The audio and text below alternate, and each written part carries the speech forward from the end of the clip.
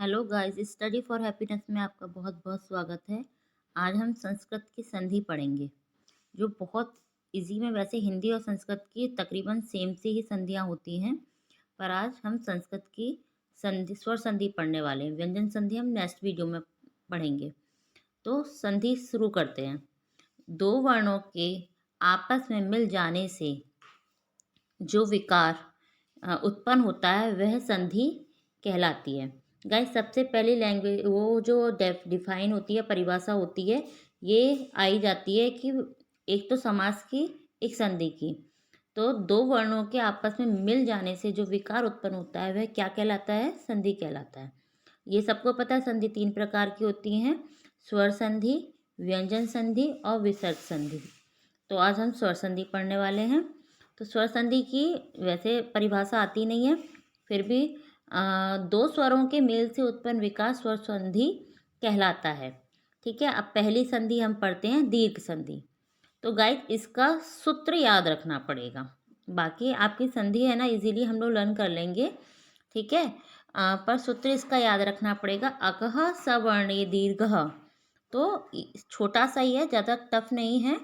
ठीक है, तो ये दीर्घ संधि का सूत्र है, अकह सवर्णे दीर्घ। अब दीर्घ संधि में आता क्या है गाइस? दीर्घ माने होता है गाइस बड़ा। यह हमेशा याद रखना। नहीं भी याद रख सकते हो तो दापे बड़ी की मात्रा है, इससे भी याद रख सकते हो कि बड़ी की मात्रा दीर्घ होगा। दीर्घ का मतलब बड़ा। इसमें आती हैं बड़ी चीज़ें, आ, बड़ा आ, बड़ी ई, बड़ा ऊ। इसी से हमारी ये दीर्घ संधि बनती है। तो गाइस, कुछ मत याद करो, कुछ मत देखो, बस मैंने यहाँ पे जितने भी है ना ये लिखे हैं, इनको ही देखो। इनमें बीच में बड़ा आ, सब में बड़ा बड़ा बड़ा दिखना चाहिए, वही दीर्घ संधि होती है। पहचानने के लिए आती है, मैंने जितने भी एग्जाम दिए हैं सब में ज़्यादातर दीर्घ संधि आपको पहचानने के लिए आती है कि इसमें मतलब कौन सी संधि होगी, यही पता लगाना होता है। तो जहाँ आपको बीच में बड़े आ की मात्रा, बड़ी ई की मात्रा या बड़े ऊ की मात्रा दिख जाएगी, तो वहाँ पे क्या होगा गाइस? दीर्घ संधि होगी। बाद में आप लोग इसमें से देख भी लीजिएगा कि कैसे बननी है, क्या बनना है। सिर्फ यही पूछता है कि बड़े आ की मात्रा बीच में दिख जानी है तो वो दीर्घ संधि है। तो ये पहली आपकी खत्म हो गई, दीर्घ संधि। अब हम दूसरी पर आते हैं गाइस। कुछ एक्स्ट्रा मत पढ़ो, जो इम्पोर्टेंट है वही। और ये टीजीटी के पेपर हो चाहे किसी का ही पेपर है ना आप लोग दे रहे हैं, सब में यही पूछा जाता है। अब हम दूसरा देखते हैं, हमारी आती है। और दीर्घ संधि में हमेशा गाइस एक चीज़ याद रखनी है कि जो समान चीज़ें होती हैं, जैसे समान जाति के स्वर ही दिखाई देंगे गाइस। जैसे कि आपको आ नज़र आएगा, ई नज़र आएगी, ऊ नज़र, मतलब समान जाति के स्वर होंगे। हमारे वैसे तीन ही हैं, आ, ई और ऊ। तो ये तीन ही हैं, इन्हीं से हमारा विकार उत्पन्न होता है दीर्घ संधि में। ठीक है गाइस, और पहचानने की ट्रिक वही है, बड़ा आ, बड़ी ई, बड़ा ऊ, ये नज़र आता है गाइस। ठीक है, बाकी कुछ नहीं है। आप सारे के सारे यहाँ पे मैंने एग्जाम्पल लिखे हैं, आप इनको देख लीजिएगा। ठीक है, अब आगे बढ़ते हैं गाइस। ये देखिए, बड़े ऊ के भी मैंने लिखे हैं, सब में वही है, पर समान होंगे। ऊ होगा, ई का ई मेल होगा, आ का मेल होगा। ठीक है, अब हमारी दूसरी संधि है गाइस, गुण संधि। अब गुण संधि के बारे में हम पढ़ते हैं। इसका सूत्र हमेशा बस सूत्र याद रख लीजिए, जैसे कि उसका था ऐसे ही इसी का है ना। तो ये है आपका सूत्र याद रखना।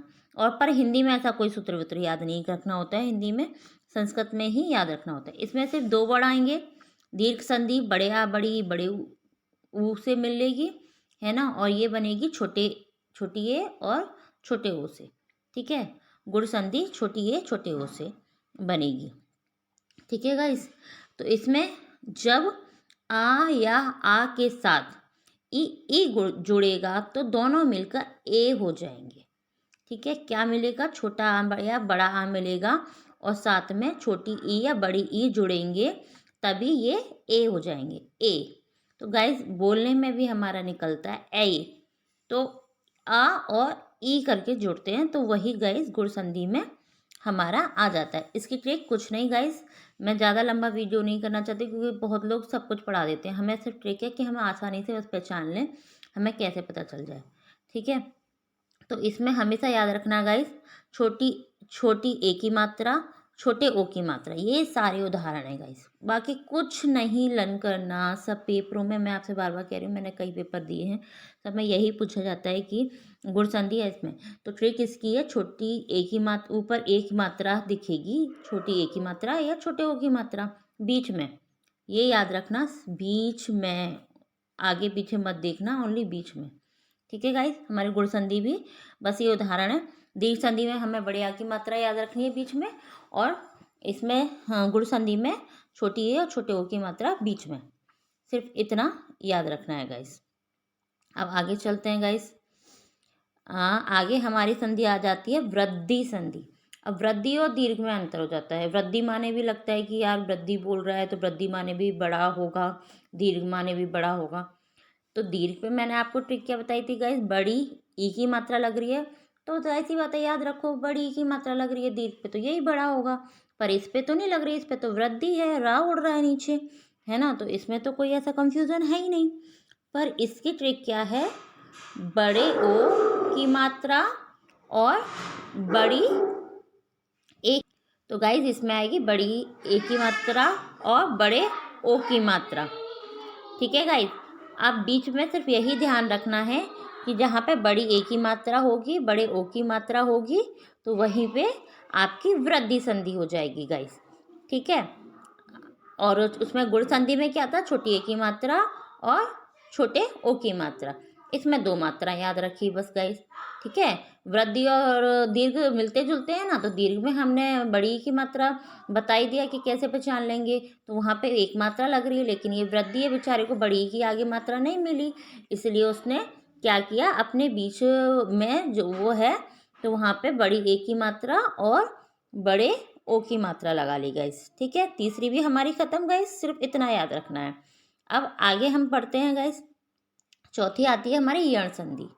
अब यण संधि में गाइस हमेशा याद रखिएगा या व रा होता है। वैसे उदाहरण आप, और ये सब जितने भी उदाहरण है ना आप देखेंगे ना सब समझ जाएंगे, बट इसमें क्या याद रखना है, बीच में कोई भी आधा वर्ड बना हुआ होगा। ठीक है, तो आप हमेशा यही याद रखिएगा कि इसमें हमेशा क्या बना होगा गाइस, आधा वर्ण बना होगा।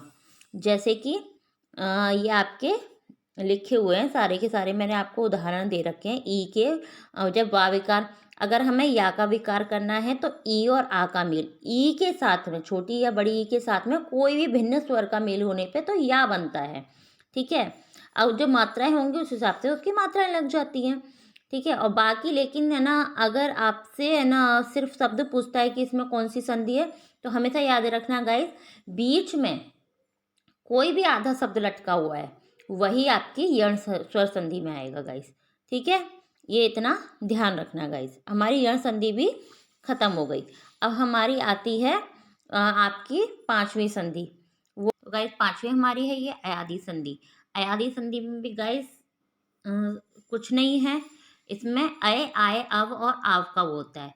तो इसमें आपकी ट्रिक है, जहाँ पे आपको बीच में ना कोई मात्रा दिखे ना कुछ अलग से, मतलब सिंपल सा वर्ड नज़र आ रहा है ना, तो वो आपकी अयादी संधि होगी। और फिर भी अगर नहीं पहचान पा रहे हो तो बोलते समय हम किसी शब्द में, जैसे कि सयन, अय आय अव आव बीच में निकल रहा है बोलते समय, जैसे कायर, तो आय, आय बीच में, आय बीच में, अब अय बीच में, है ना, अय बीच में, तो बोलते समय बीच में ये चारों शब्द आ जाए, अय आय अब आव, अय आय अब आव, ये याद रखिए बस गाइस। ठीक है, तो हमारी गाइस 5 संधियाँ खत्म हो गई हैं।